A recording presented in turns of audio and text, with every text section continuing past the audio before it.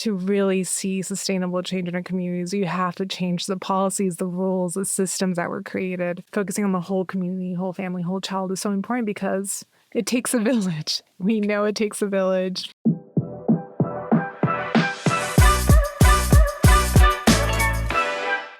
Hey, everybody. Welcome to Finding a Way, the podcast for positive change. I'm your host, Jim, and today I'm here with my good friend, Diana Garcia Beardsley. Diana, thanks for being here. Of course. Thanks for having me. How you feeling today? Just human to human. I'm tired. Yep. Tired. I felt that on a spiritual level. Mm-hmm. Yeah. Just a long day, long week, or keeping you busy? It's been a busy time. I think there's a lot of good things happening in our community, but as you all know, there's a lot also happening at the federal and national, international level, keeping us awake and thinking of how we're going to get through it. Yeah. Got to find a way. Mm-hmm. So for those who don't know, tell us a little bit about the work that you do. Let's see. In a very brief, succinct way, I consider myself an advocate. I work at the intersection of really care and education, health, and social justice, trying to make sure that our families have all the supports they need at the local level so that they're thriving and doing well. Right on. And who do you do that with or for, or are you independent? Okay. So, yeah, no, absolutely. So I currently work with First 5 Alameda County. We are a public agency here in Alameda County with our North Star of kindergarten readiness. So again, making sure that our systems are working and that we're advancing policies to make sure that families and communities are supported for children to be ready for kindergarten. I know. So how did you find yourself in that space? Let's take a little trip down memory lane. What made you want to get into early childhood care? It's a long story. I'll start. It's a personal one. Wow. So I am the oldest child of immigrant parents. My parents came to the United States from Mexico for a better chance, for a better life. They've worked hard and always instilled in me that education is the pathway to success. So I think it's through both my upbringing as a child of immigrant parents and trying to navigate the systems that during college and after college, I ended up going into teaching. So I was a Head Start teacher. I was a teacher in the early care and education setting. Again, just confronted with systems and trying to provide and support our families through the educational system, but then quickly realizing that that's not enough, that even as a teacher, I was limited to what I could do in the classroom. I could help families and support their navigation through the educational system, but also like the resources outside within their community. So then I ended up pursuing a master's degree in public health, again, really looking into the intersection of health, education, so that children and families have the best outlook and opportunities in life. So from there, I ended up in where I am now and what had started with an interest in evaluation and program development, making sure that programs are culturally responsive to the needs of communities, to then ending up in philanthropy, where my eyes and my world just open up and like what does it mean to drive change and how can we actually see change in our communities, and seeing the different perspectives and lines from what does it take at the local, state, and federal level, but also it's much more than direct service and making sure that we have sustainable changes for our communities, not just in the short term, but also in the long run. Yeah. So take us through some of those pivots. Like I know you said you were feeling a little bit limited in your capacity to have an impact as a teacher. So what were some things, whether experiences or just like realizations that made you say, okay, I need to make this move to be able to make the impact I'm looking to have on the world? Yeah. So one of those first ones, I think I would say being in the classroom. As an educator, you're limited to what resources you have immediately within your reach. As we know, our educational system is not greatly funded and our workforce is not funded. Yeah. So even though just like historically our systems have not been set up in a way that they're going to intentionally support the needs of our community. So starting from the classroom, I was like, there has to be more. And eventually that led me into policy work, which is a foreign language. It was a foreign language for me. It was like, what is this policy, complicated third language that I have to learn and navigate? But at the end of the day, it was through being in the classroom and then working with other partnerships, other organizations, that I quickly learned that to really see sustainable change in our communities, you have to change the policies, the rules, the systems that were created to limit and set barriers to complicate the system purposefully to limit how folks who need resources and supports navigate the world to access it. What are some of the things that you observed as you kind of dove into that world of policy that were just like, this isn't right, or like, something that you felt like this needs to change immediately? Oh, wow. Where do I start? I feel like there could be I know there are courses on the whole, just like racial inequities and social inequities. I mean, starting with like redlining and how Black folks were segregated into specific neighborhoods, how folks were purposefully excluded from accessing resources. I think that's just one example, but there are so many throughout history, looking in every aspect of our world, in healthcare and childcare, even then, thinking about the history of caregiving and who are the caregivers,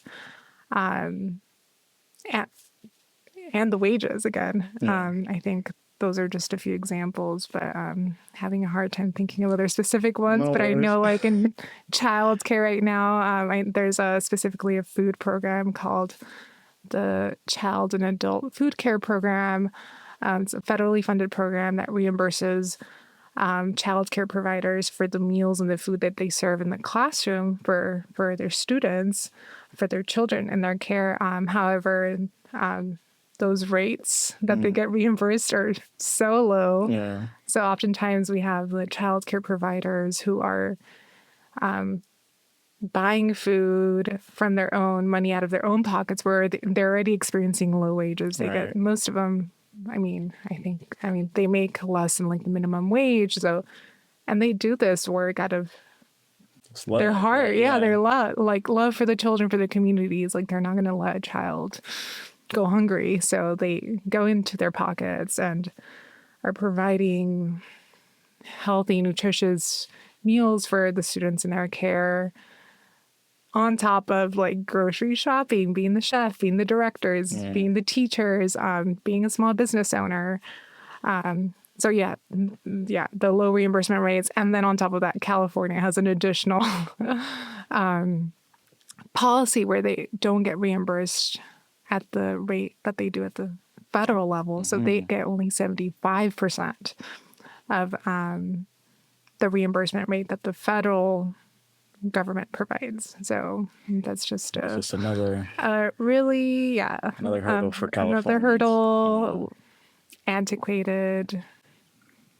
So is that something that you were able to kind of attack in your work, or something that you were able to? It's still work in progress. So this is still an issue. We're fighting, we're advocating, we're informing our systems to make sure that these issues are raised to the top. I think right now an important issue for our field is rate equity for our early care and education providers. So we know that, this is a broad issue that impacts all of our workforce in education, but even more so our early care and education providers who are part of a different system. They're not part of the K through 12 system. It's a fragmented system. And oftentimes, you have folks who want to be doing this work, want to be providing care for our youngest children, for our youngest learners, but they also have to make a living. So they end up going to work at In-N-Out, where they can get $20, $25 per hour with benefits. And you see early care and education are providers who have all these requirements they have to meet to be teachers, to be these educators in the classroom, who are not being valued for the work that they're doing. So Right. So you said something that I just want to make sure I'm clear on. So it's almost like a completely separate system for the early, like childcare, and then the K through 12. yes. Can you speak to that a little bit? Because I think that's a little bit bizarre. Yeah, no, it's bizarre. And I think even like for folks in the field, it's hard to sometimes explain because funding comes from so many different places. So we have federal funding that trickles down to the state level, and then sometimes the state supplements with additional funding, but then it's not like you get one big check from the federal government says like this money is going towards early care and education. It's coming from various programs, and they all have their guidelines and requirements. Like this could only go for children and families with the X, Y, and Z requirements, and this one will go for these other families. So then programs, when it reaches us at the county level, at the city level, at the local level, and programs, they have to braid funding. They have to make shift with what they have to be able to provide then like a slot, a space for a child in their classroom. Yeah. Which is so complicated and bizarre. And along with that comes all these administrative barriers of paperwork and licensing and reporting back, which I think gets in the way of again what's at the center of all this, making sure that children have quality educational opportunities within their communities. Yeah. So I want to rewind a little bit because you gave us like a timeline overview of your journey to where you are now with First Five. So you said you were originally an educator, and then you found your way into philanthropy, and then you returned back to the education space, but this time from a more administrative policy perspective. Is that correct? Yeah. So when I was in philanthropy, I learned so much. So from our work, we focused on the research side, investing in innovation, but also there was a policy branch with it where you have to loop everything together. So you can invest in a community, but you also have to be able to scale what you're learning, what's working, what's not working to help inform policy, which is where the sustainable change is at. So because with philanthropy, you could be funding an initiative and a project, but it only affects that one project. And if you want to see impact more broadly, then you have to prove that it's working. And then someone has to be able to pick it up, aka government, to be like, this is a public good. This is something we want for all of our communities. Right. So when I was in philanthropy, it was during the last Trump administration. When we were seeing the public charge. So a lot of threatening policies that impact our immigrant families. So I got like a deep dive into policy, like what does this mean? What are these proposals? How is it going to impact our communities? I think from there I was forced to really, jump into the world of policy and be like, I was like, oh shit, like this is where I really need to be if I want to make effective change. If you really want to make a difference, it's like I had to dive into policy, and that's where I think I ended up, or that's why I ended up where I am now. I realized like policy is really important, and working at the intersection with community, with people, with folks who have real life experience, being that connecting loop. And I think just thinking back for myself, like I was so scared of like government policy and like the administrative side of stuff, but realizing the critical role it plays, and then the role I have in making sure that I am communicating that information with community, distilling it and looping it back in to help inform policies, a role that I could play in helping drive sustainable changes for folks. So it's like you're kind of playing like a liaison role between the community and the policymakers in a way, through the research and the work that you're doing. Yeah, that's a good way to put it. That's how you see myself. Hopefully, that's I'm trying to, we're piecing it together here. So talk a little bit about that. I guess the challenges that came along with that transition, because you went from education, you started to understand, okay, there's some things that I need to be able to do with all these changes that are happening around me. So philanthropy became your avenue. What were some of the hardest parts about making that shift? I think personally, it's like gaining confidence in my ability of like who I am and the experience I bring from one, my personal lived experiences, but also my experiences in the classroom, being an educator, being in new spaces and feeling comfortable was something I had to, and I am still am growing into new spaces I'm in, Yeah. that confidence of like, yes, you deserve to be here. You, yeah, and just taking that experience to feel more confident in those spaces. But also, I think going back to the point where you said that I'm a liaison with others, it takes a lot of building trust, and I think that's something I try to keep center in my work and be intentional about. One, being intentional about the work I'm doing, like being clear, like what are the goals? Who are you bringing along with you on the ride and the journey, and making sure that you're working on building trust along the way, because that's the only way that I think you'll be able to really hear what's happening, what folks want, get the lessons learned, Yeah.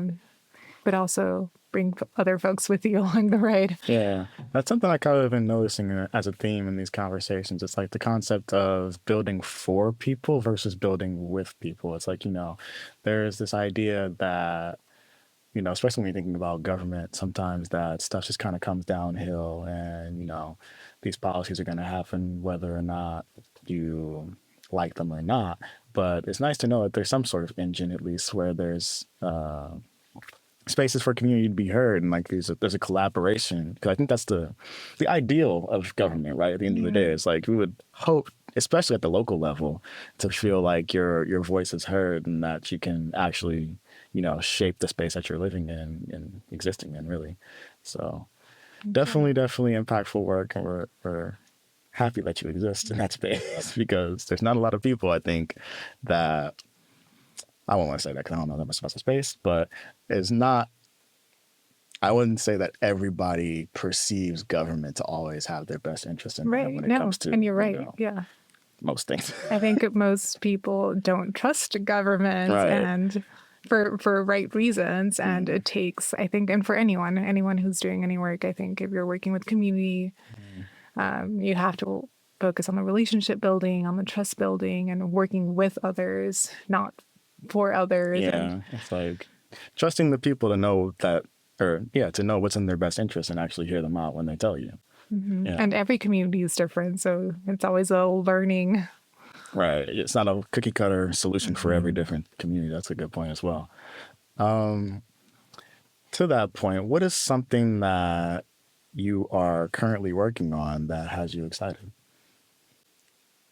All right, this is a great question. So locally here in Alameda County, in the voters, if you're a We the voter people. living in Alameda County, passed a tax measure. It's a 0.5% tax measure, sales tax measure, which is focused on improving childcare access for families here in Alameda County.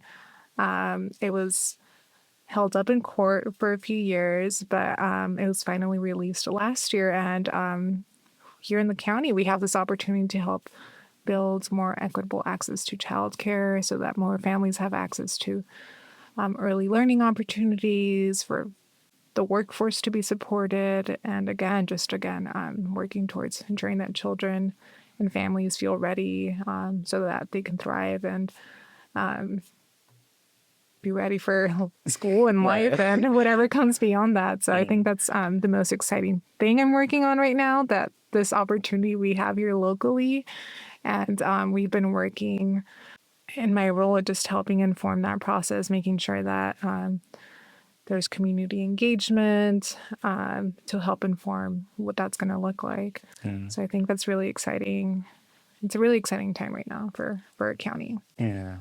What are some things that you've been hearing, I guess, like feedback from the community or I guess the relevant stakeholders who are influencing this project?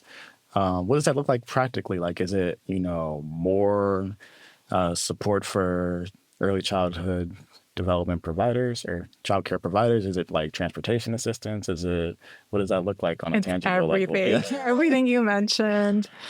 I mean, I think, yeah, it's like it ranges from like navigating the system, like how do I know what options are available, to making sure our providers are well compensated.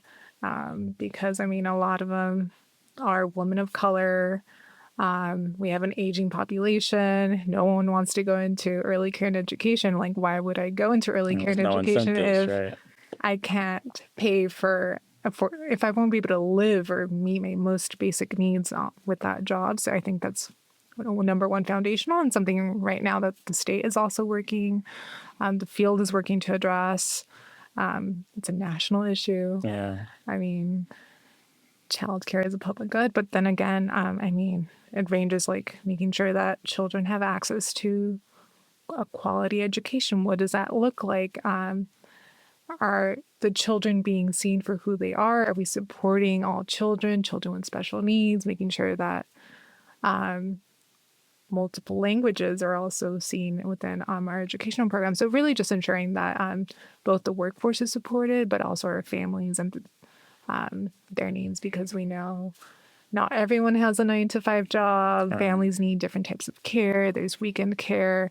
Not There's different types of care. Also, we know like our family, friends, and neighbors, like our abuelas, your neighbors, your tias, everyone plays a role, and what families decide for their family should be valued.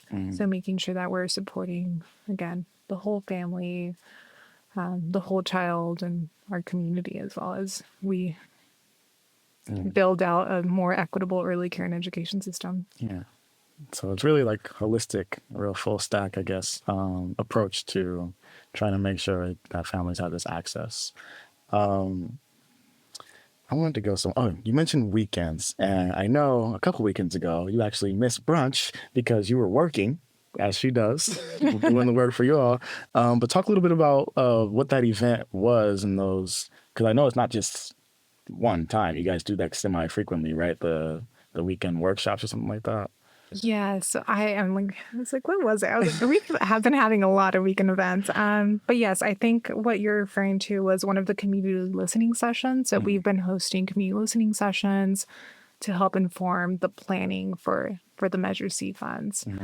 So again, having different opportunities for the community to chime in and share what they want to see, how they want to see this funding used. So we've had some on different topics, such as facilities, compensation, supports for educators. Our last one was more broadly focused on supports that range from family navigation. So again, like what are the supports that families need and accessing resources? So that could look like finding, again, just like, how do I find care? How do I find Yeah, 'cause I'm starting to think about it. Like, these things you feel like they would be intuitive, but at the same time, if you were to tell me to go find this information right now, I might have a hard time. I struggled with it. One of my best friends asked me a couple of weekends ago, she's like, I'm struggling with finding childcare. And she lives in another county here in the state. And I was like, oh man, I was like, this is a great question. I don't know. It's like, I only know like Alameda County, but trying to find it for a different location, it's hard. It's a challenge. So, I mean, I got on my phone, started Googling. I was like, resource and referral centers. What are places that I would go to here? And this is coming from me, someone who's like in the Actively system, engaged, yeah. knows like what agencies we have here locally that would support a family, but taking that knowledge elsewhere, trying to find it directly. If I had to go find childcare right now, like what would I do? It's hard. Yeah. And I don't know, like one of I think it was someone who provided public comment, or I'm sure there's multiple families who've shared this idea, but it's like there should be a hotline where it's all like we focused should have on an app by now, early right? care and education, where you just go this one go-to place Yeah. where families can go to access anything related to their child. And I mean, I think that's a great vision, something that I hope, I aspire we have for anyone who wants to find this resource locally someday. Yeah. So until we get there, what are some ways that the listeners can actually tap into those resources in Alameda County, at least? Like, where would you send someone to start this journey? For someone who wants to find childcare, Yeah. I mean, there's a lot. I mean, first of all, you can call my organization. So First Five Alameda County has a Help Me Grow line. So we have a team who specialize in helping families navigate resources locally, whether it's finding a pediatrician, finding access to childcare, answering questions about their child's development. Like, my child is doing this. I need some tips, or like, what would you suggest? They're available, and they are available in multiple languages, and they are really the absolutely like a great resource. Yeah. One more time for the hard of hearing. First Five what? Alameda County. Alameda County. And what was the second? Yeah, First Five Alameda County. Okay. So we're a public agency, again, focused on children. So what was the, no, you said something. And then we have the Help Me Grow. Help Me Grow. Yeah, There so you we go, have the Help Me folks. Grow hotline. Yeah. Yeah, and then other than that, I mean, there's like resource and referral agencies like Bananas and Hively, and I'm not forgetting all our other partners, but yeah, depending where you live in the county, there's different agencies that can help families connect them to resources. For sure. And what about for, I guess, information around when you guys and where you guys do those community feedback events? Yeah, absolutely. So we have our website. It's first5alameda.org. And then if you scroll to the bottom, there's a way to sign up for a newsletter. And that's where you'll get the latest information on opportunities to help inform the Measure C funds, but also learn about the other work that we as an agency are doing to help support families and ensure that we have opportunities for everyone in the county. For sure. So go check that out, people. Don't play dumb. You heard it here. It's out there for you. I know it's not spoon-fed. You might have to go find it a little bit, but it's out there for sure. Let's switch gears a little bit. So we kind of talked about some things that you're excited about presently. We've got a little bit of background on Diana's journey to, I guess, the space she's in now. What is your vision for a brighter future? What does that mean to you? Brighter future for everyone. For me, it's really focusing on family-friendly neighborhoods. So making sure that no matter where you're at, a family can thrive. So we're thinking multi-generational families because we know that's how a lot of our families live. Right. Multi-generation, thinking about our grandmas, our tias, our children. So making sure that everyone in the family is supported. And so I really think that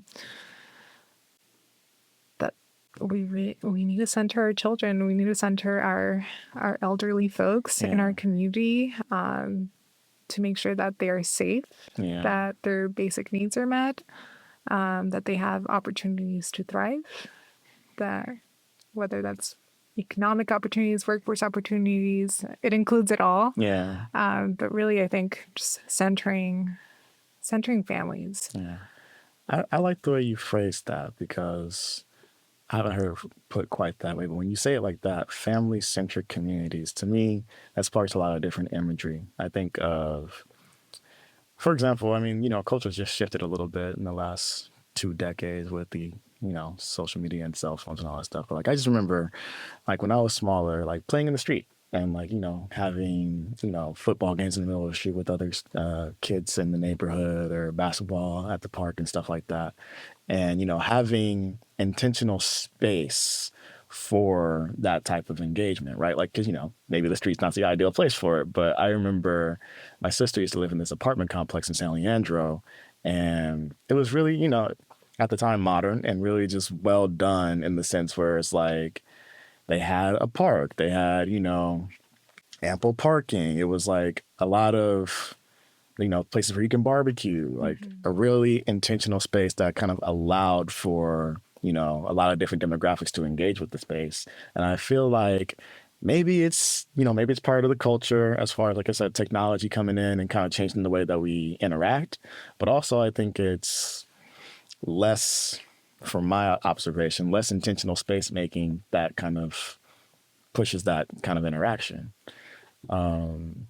Yeah, that's just my No, you're right. 2 And I cents on think that. there's so much intentionality we can lead with when designing and investing in spaces. Like, you're right. Like, we should be investing in gathering spaces in our community that works both for children and teenagers and Yeah, the elderly who want to exercise and be outside within community. We right. need to activate our neighborhoods. Right. And it's like, but what could you do? Because, like, I feel like, the idea of, I've been hearing the phrase third space a lot, right? The place between work and home. Like, where can you go to be not at home? But I also feel like, to your point, it's kind of fractured by age demographics. So it's like, maybe the kids are going to go to sports practice after, and I'm going to go to happy hour and stuff like that. It's like, it's very rare, or at least, from my lived experience so far, that you see, like, where do we go? Chuck E. Cheese? Like, what do we do to get all these people to be able to kind of interact, right?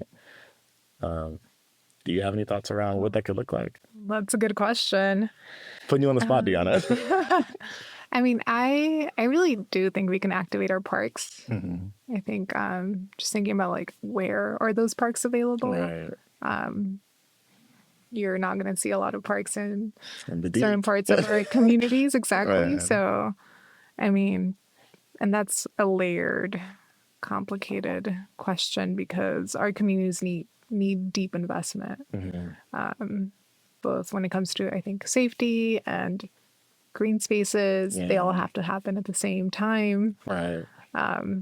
for folks to feel like they can use those spaces because you can have a park, but then if it's not well taken care of, then folks are not going to go. Right. Like, I was just driving by Mosswood Park the other day, and I was so kind of disheartened because, for those who don't know, Mosswood Park is like, at least from my perspective, being the basketball guy that I am, it's like that's our Rucker Park. That's supposed to be like a cultural center.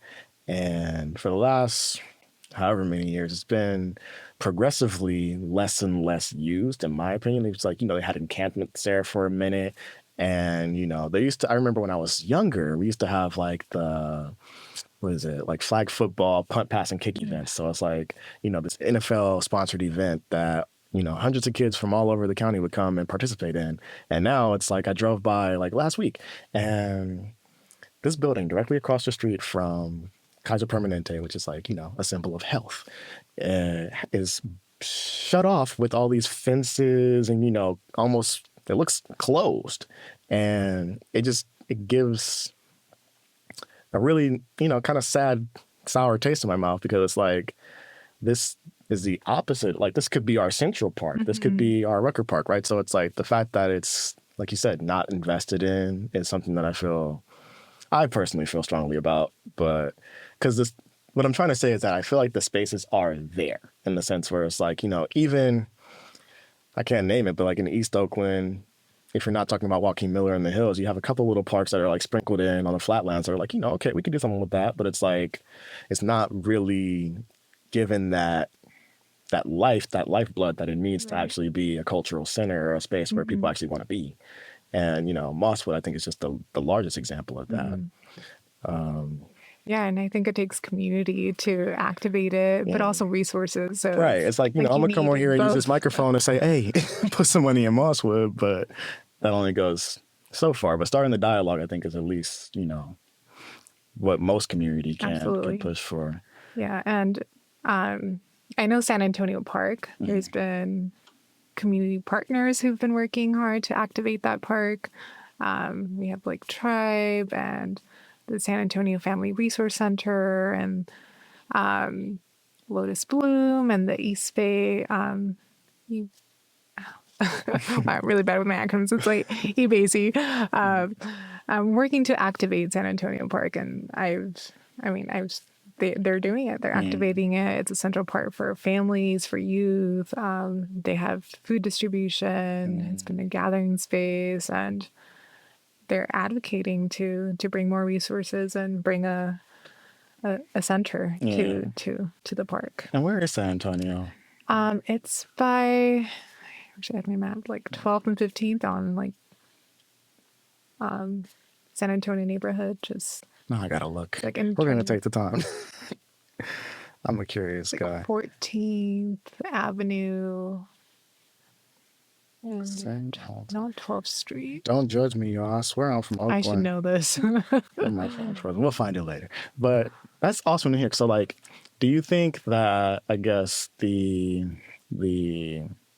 blend of I guess community voices, grassroots voices, but also like public-private kind of collaboration is kind of where we need to be when it comes Yeah, no, to I mean, and it's something like we do in my work with my agency, and something that I also learned when I was in philanthropy, but place-based investments, I think are a strategy that are working and we need investments for. Did you say play space or place space? Place-based investments. So Okay, that's the idea place-based. that you invest in a place Mhm. full on, you fully invest for the long term. Yeah. Because I mean, it takes years of investment to see Right. sustainable change, to see actual change in society.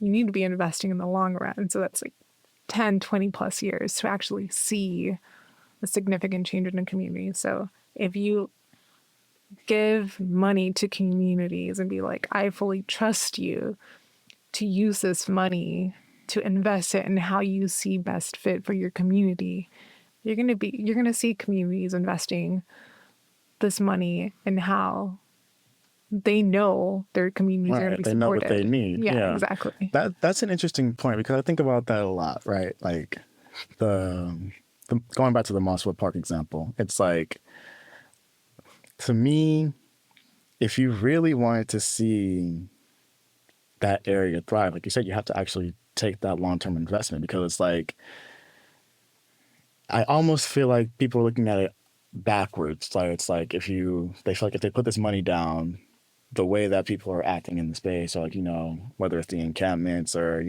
crime or whatever you want to call it, it's like they feel like they're putting money in a pit and it's just not gonna turn around. But on the flip side, it's like if you actually put in the intention and investment to try and make that like a thriving, healthy space, then all of the businesses and all of the, the local ecosystem around that space are actually going to improve probably tenfold just because people actually want to be there.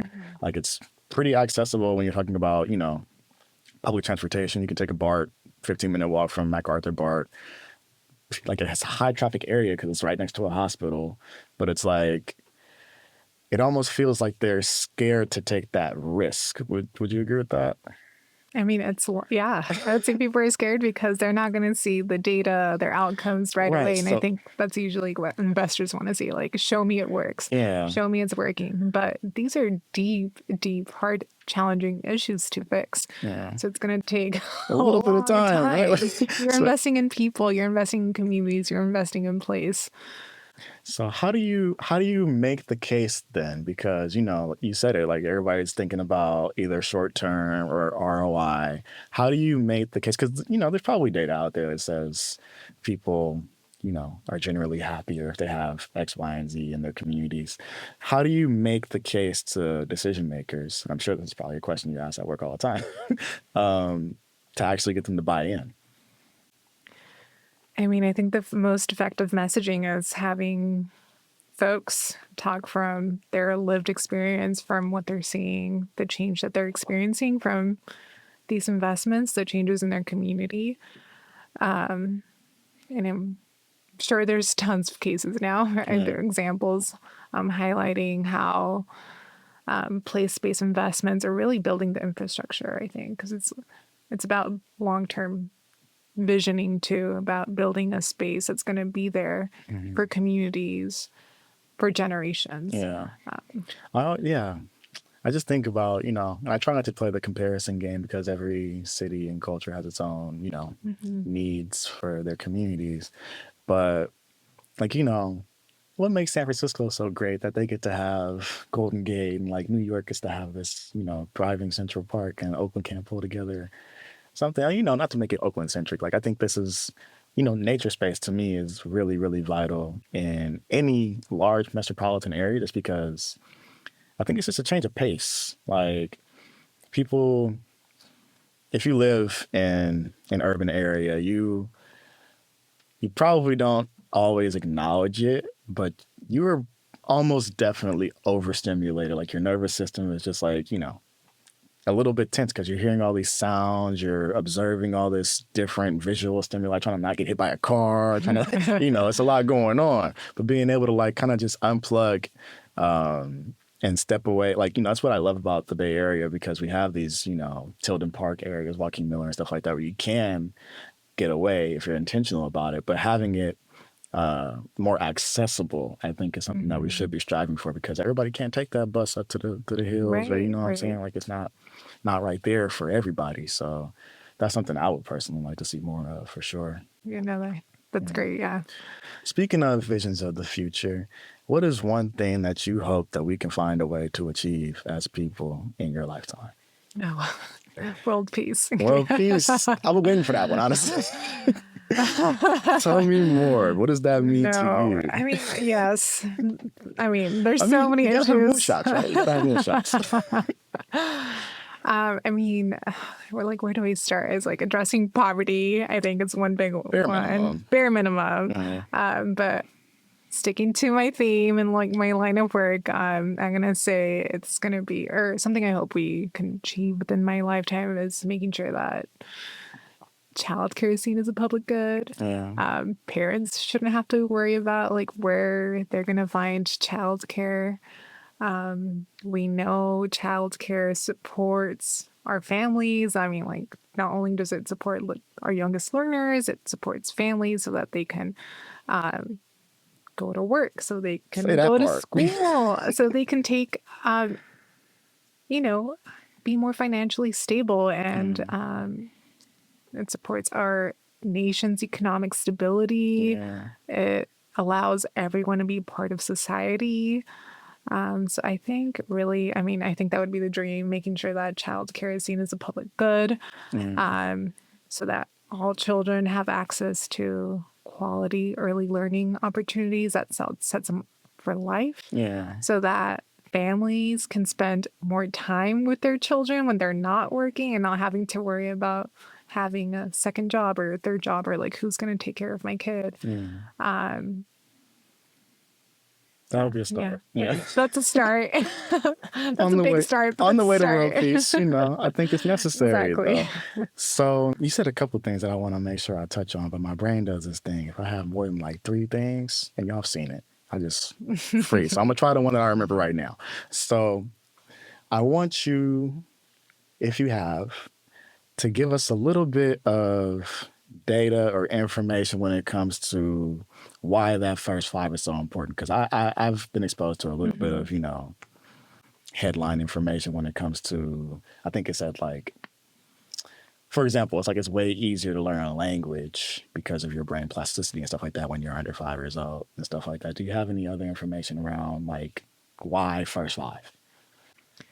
I wish I had the facts in front of me, but there's so many reasons. I don't think it's known. It's out there that, a brain's development, a baby's development happens most rapidly during the first 3 years of their life. And like you said, that's when they're more like malleable. Yeah. Baby geniuses. You can learn. They're just absorbing everything around their environment. So important, and like they're so malleable during that time. It's a nurturing time. I think ensuring that, and that's why it's so important to make sure that not only children are supported, but we're supporting the families, the parents, the caregivers, everyone who plays a role. And I think going back to like, this is why focusing on the whole community, whole family, whole child is so important, because it takes a village. We know it takes a village. We need to make sure that everyone is supported in that journey, in that pathway, and we can only do that in community. And we know place matters. We know where you live matters. I mean, there's so much data about health statistics and how the environment has an impact on healthy development. Nature versus nature, Yeah, right? exactly. It's Like, everything. So yeah, just first 3 years, 5 years right. It's vital. And are I think critical. that kind of, circling back to that point you said about, uh, I guess, family-centered communities. Because when I think about that, I almost think of, I don't want to give them like a free plug, but like a Disney-esque kind of brand. Like, it has to be kid-friendly. And I feel like that was the essence of what I was trying to kind of get at, where it's like, every generation probably says back in my day, like, we're a little bit nostalgic, but I feel like there's genuinely something missing in the culture where it's like we aren't quite as conscious of the little ones. And that's kind of what I was asking, like digging for when we were asking about that first five. It's like, with all this information and data about how vital those first 5 years are to, not just education, but the development of these youth as people, you would really think that there would be a high priority. Like you would think that, you would give the teachers everything they want, at least like you would almost give them more than the K through 12 teachers, because like, that if this kid is set up to be, on track at reading level or whatever in his first 5 years, he has, these outcomes are expected. Or, if it's personality, if he's sharing at, daycare, he's probably most likely going to be sharing when he's in second and third grade. Like, I think that there needs to just be a little bit more emphasis, right? Like, it's obvious. No, yeah, exactly. It's so obvious. I don't know how we don't see it. I have a background in public health, so prevention is key. And Right? it's like Let's if just we just start at the root. be preventative, invest in our children are the folks who are going to be taking care of us. Yeah, what is They're our future. I'm sorry. There was a quote. It's like, it's easier to something like raise a healthy child than to heal a broken man or something like that. Yeah. That they don't just say these things for no reason, people. Like, most idioms come from some logic. Exactly. During these early years is when children learn how to play, how to talk, how to social skills, how to engage with others. Social emotional skills are so important. We want to raise adults who know how to live in a society and work, in unison together. So again, early years are so important. Right on. I definitely lost my other note. It happens every time. But it'll come to me, potentially, maybe. Okay. I always like to ask this question. I ask it the same way. Diana, you are officially president of the world. Congratulations. What is something that you would implement to try and push us in that, direction of a brighter future? Wow. Again, I think just going back to making sure that families have their most basic needs met is so critical. Maslow said, right? Maslow's triangle. I mean, it's there. I think making sure that families are supported, that they're economically thriving so that they can focus on their family's health and well-being. Again, I'm going to say it again. Childcare is a public good. Making sure families have access to their most basic needs. That includes health care that is affordable or free, affordable, quality health care. Again, along the same lines, childcare, food, nutritious foods. I think that's a big one, actually. Yes. Like, you can't learn on an empty brain. Exactly. You don't learn, we got these kids waking up at the crack of dawn, rushing, putting their clothes on because their parents is rushing because they got to go to work. And, half the times these kids are eating like a hot muffin or something, like some weird stuff. Like school lunches used to be weird. Man, why are you serving me pizza and chocolate milk? That's weird. That's not nutritious at all. But yeah, healthy meals. I think that's the fuel, right? Like we need to, like that's to me should be like primary school curriculum. Like what is going to make my brain and my body actually function like a proper human? Right. but Right. And so many families are worried about, am I going to be able to pay my rent? right. Am I going to have a roof over my head? Am I going to have food to feed my child? And then on top of that, it's like, oh, I need to find childcare. I need to get them to school. How am I going to get there? I have these doctor's appointments. Yeah. So that's kind of the question I was thinking about. And I'm not even sure if it's a question or just like, it might turn into a rant. So let's see where this goes. But what bugs me, because you mentioned ROI and you mentioned like the stuff that you were saying when I asked about what you would like to see, and you said world peace, and you said like, you know, feeding the hungry, or even like you said poverty or something like that. And it's like, you can say that that's like an outlandish, you know, moonshot type of thought. Like, okay, there's billions of people in the world, we can't achieve that, whatever. But what always drove me crazy, you remember a couple of years ago when they released the news that we got a photo of a black hole? That was in like probably right before or right around pandemic time. They just stuck it in there. And that drove me insane, yo, because we took a photograph of something that absorbs light. And for those of you who don't know, photo means light. See, red. But we took a photograph of something light years away that absorbs light. What was the ROI on that? Like, how much did that cost? And we tell people that you can't. You tell people that it's outlandish. It's impossible to feed all of these kids in our district. It's impossible to, you know, do all these things that are actually necessary for thriving societies and communities. But we literally did the impossible.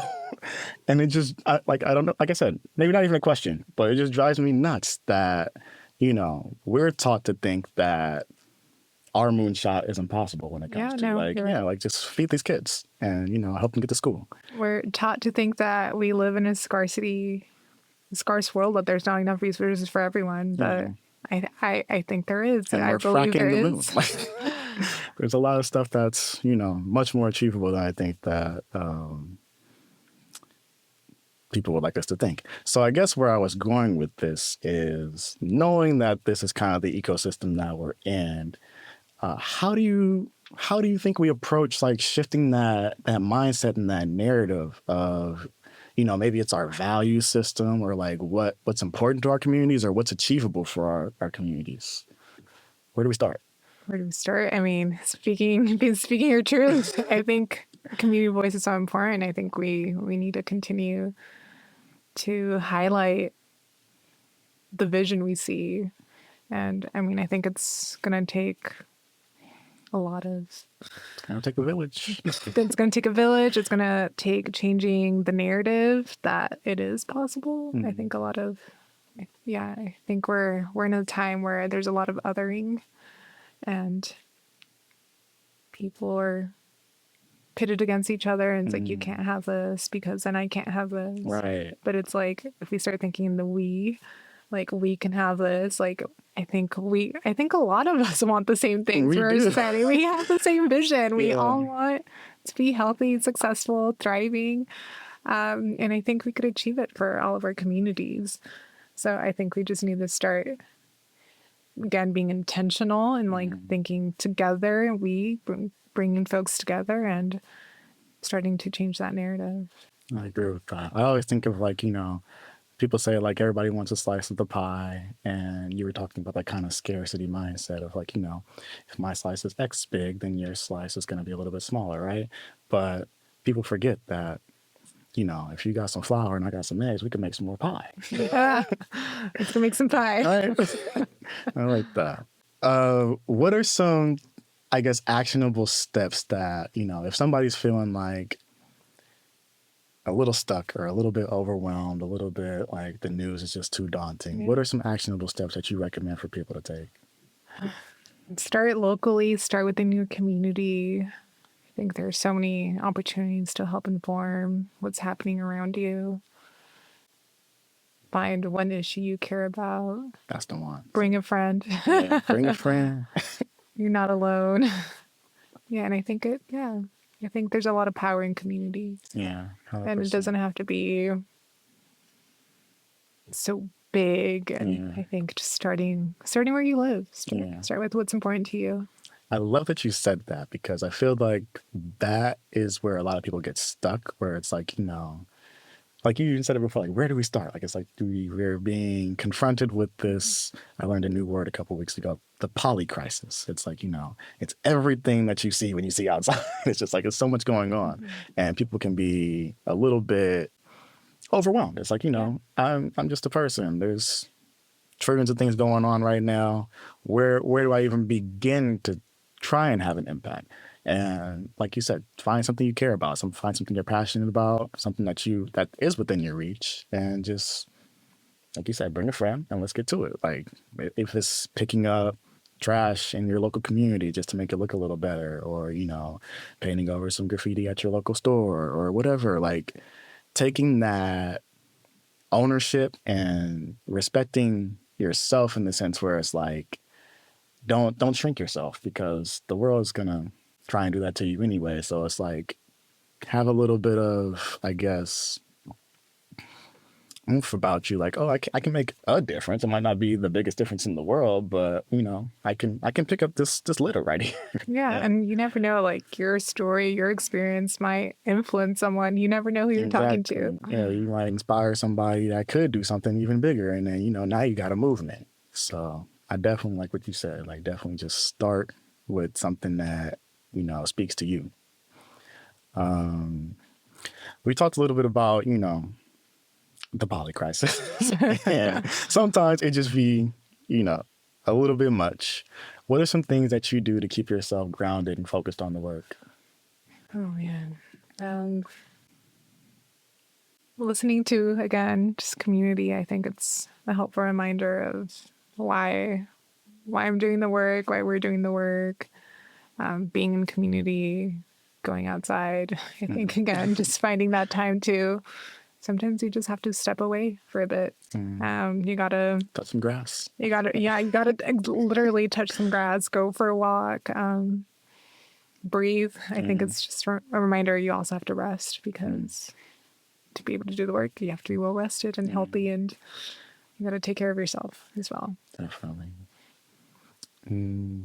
Do you have like any like specific, like I know you got Ollie, you guys go for probably long walks and stuff like that, or yeah, there's like stuff that you do routine wise Yeah, I or mean, I love our local farmers market. okay. So I go to the Saturday Lake Merritt Farmers Market, hikes at Joaquin Miller Park. There's so many options here Yeah. locally. So, I mean, another reason why I love the Bay Area, just like, again, good food, good people, Yeah. good culture. We have a lot of great spaces out here. So Just want to see them spending time out. activated.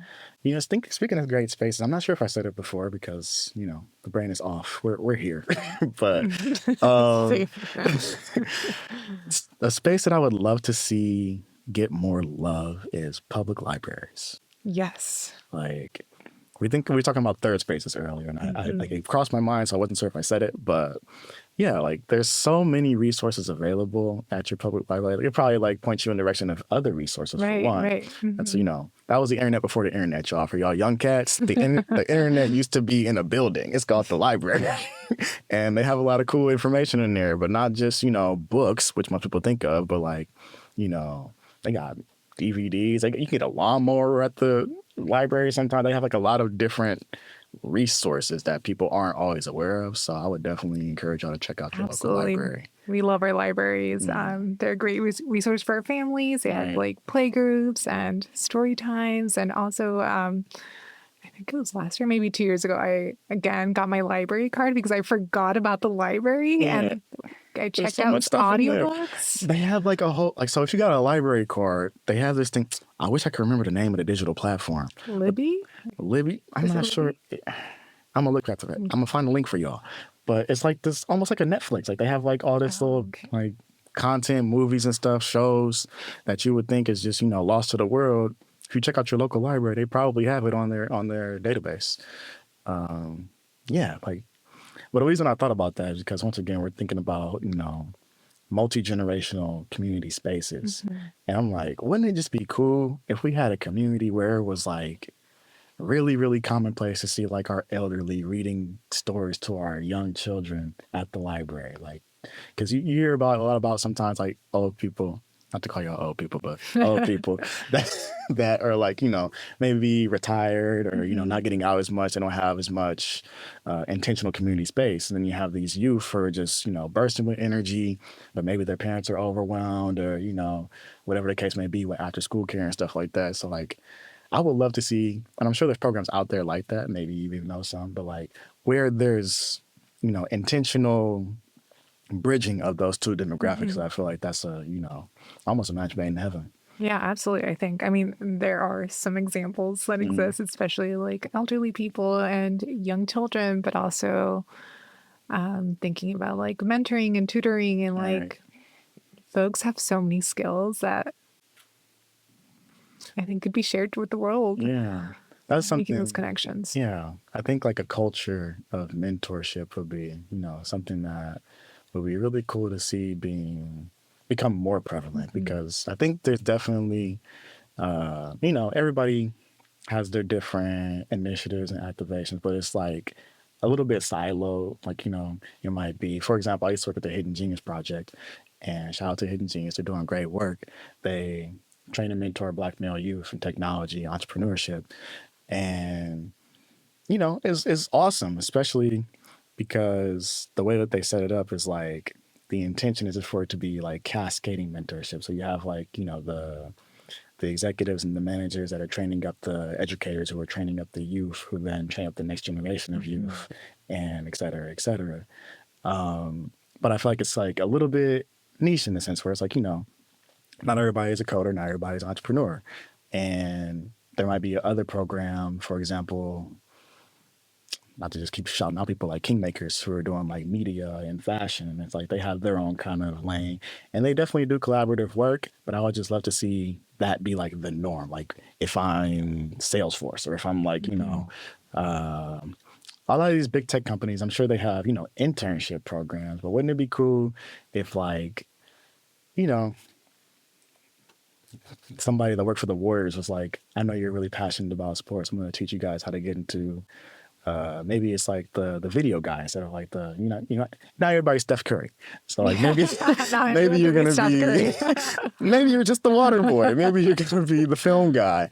But it's like, providing these different mentorship opportunities to show, because like something for me that I think maybe resonates with you, because I don't know, because you seem like you had a career path in mind early on, but like I didn't even know stuff that you could do. No, you don't know. I don't know. Yeah, I'm still learning and figuring it out. Like, I didn't know that was an option. So just like I think it would be really cool to see like more exposure early on, and I think could come from just people taking up the mantle and being mentors, like saying, okay, this is what I do in my day to day. Teach a 12-year-old. Yeah, I think that's so important. I mean, I think mentors played such a big important role in my development as well. Same. It's like that's how you learn how that's how you're exposed to. I think when you're young, you're like, oh, I could only be like a lawyer, a doctor, like whatever fits into a box. And you never think it's like there are so many other things out in the world, and it's not until you hear someone speak about it or see someone's job in practice that you're like, oh wow, I could see myself doing this. And then I mean, I think that's life. It's like you expose yourself to something and then you figure out, it's like, is this for me? Is this not for me? And then you make up. You shift. You find a way. Find a way. Yeah, exactly. Zigzag your life away around. Yeah. Man, do you have a mentor or somebody that kind of influenced you that comes to mind when you hear that word? Wow, that's a great question. I know there's a lot of mentors in my life.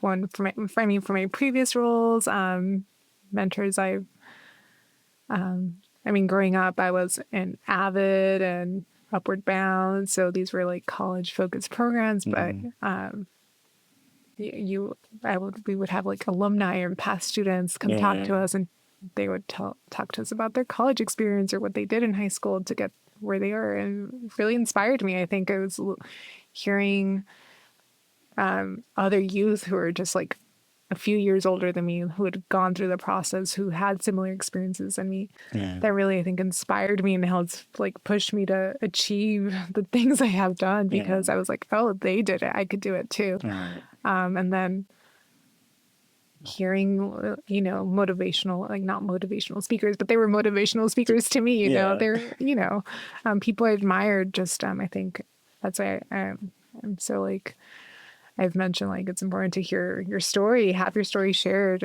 share your perspective, because you never know who's listening. And even just like talking about your own experience, can inspire folks Well, to you're definitely reach. doing your part. Paying it forward. I'm sorry, I didn't mean to cut you off. No, you're good. But you see that pro move she just did right there? I asked her a question and she said, "Ooh," I'm not going to say no specific person. I'm not going to forget nobody. So, but no, that was definitely wonderfully stated. Diana, this has been so much fun. Before we let you go, I have one more question for you. What is something that you feel like the audience needs to hear or to know? Be intentional. I That think we part. need to be thoughtful and intentional with what we do. Do it with love and intentionality. No notes. You heard it here first, people. Thank you so much for joining us today. Diana Garcia Beardsley, y'all. Thanks My for having friend. me. Thanks for being here.